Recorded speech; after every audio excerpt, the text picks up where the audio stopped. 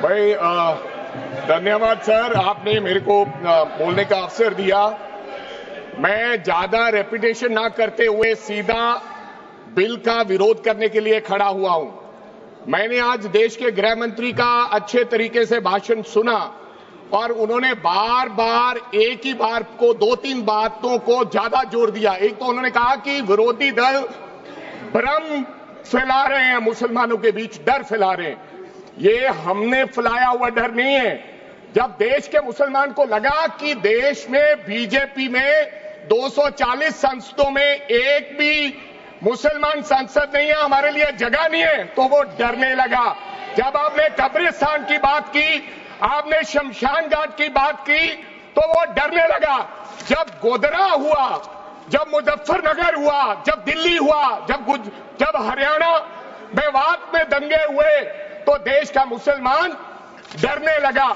और फिर क्या कहा गृह मंत्री साहब ने? आज गृह मंत्री साहब ने कहा कि 2013 का बिल अगर नहीं आता, यूपीए नहीं लेकर आती, तो आज इस बिल की जरूरत नहीं थी। क्यों बिल लाए? क्योंकि आपको पता चल गया कि देश का मुसलमान हमारा साथ नहीं दे रहा। हमने हथकंडे अपना लिए, हमने आरएसएस की नीति अपना ली, हमने डंडा अपना लिया, दंगे हो गए, लेकिन मुसलमान हमारे साथ आने के लिए तैयार नहीं है।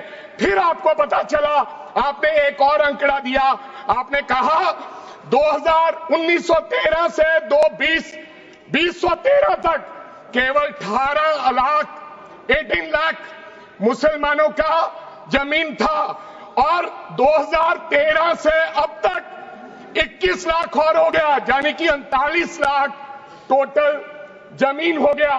तो आपको किसी ने समझाया मुसलमान को अगर आपके बस में करना है, ये आरएसएस की नीति नहीं अपनाएगा जितनी देर आप इनकी सांस प्रणाली बंद नहीं करोगे, अगर वक्फ बोर्ड नहीं छीनोगे, अगर जमीनें नहीं छीनोगे, तब तक मुसलमान आपके सामने झुकने वाला नहीं है।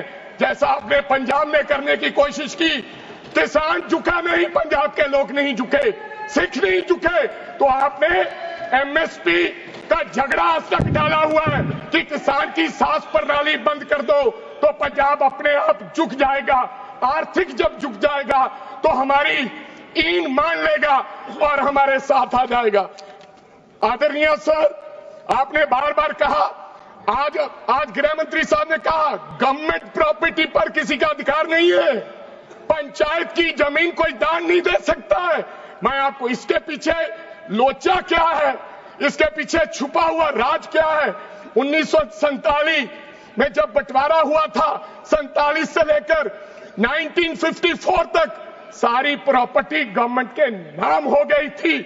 उसके बाद 1954 में एक्ट बना, तो वो एक्ट में सर्वे हुआ 1961 टू 1970। सर्वे किसने किया?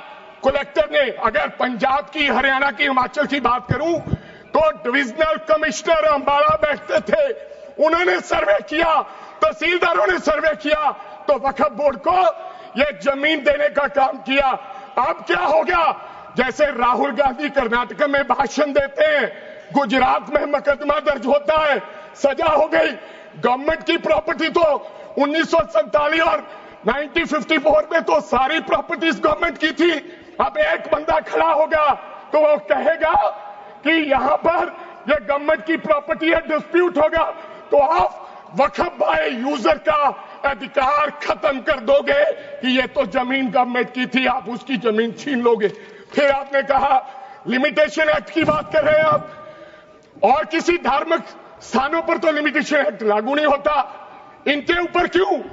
आप जानबूझकर इनको अपनी लात के नीचे से दबाना चाहते हो, इनकी छाती पर चढ़ना चाहते हो, जानबूझ के मुसलमान को मारना चाहते हो, जानबूझ के इस देश में मिनॉरिटीज को खत्म करना चाहते हो। इसको एक्सपांड कर देना, जानबूझ के मारना चाहते हैं मुसलमान को, फिर और लोगों पे होगा।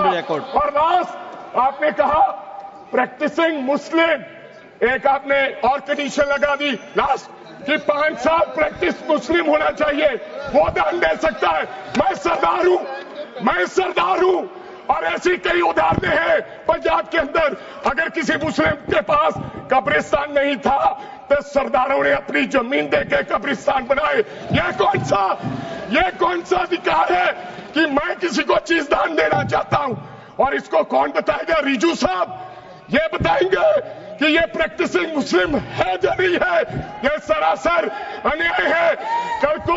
कल को श्रोमणी गुरुद्वारा प्रबंधक कमेटी 1925 का सिखों का जो एक्ट है आप उसमें भी संशोधन करेंगे। आपको लगता है पहले मुस्लिम मारेंगे, फिर सिख मारेंगे, फिर क्रिश्चियन मारेंगे? ये आपकी सोच है और मैं बिल का विरोध करता हूं। What should be deleted from the record? This all words should be deleted from the record. Honorable Member Smita Uday Wagji. Smita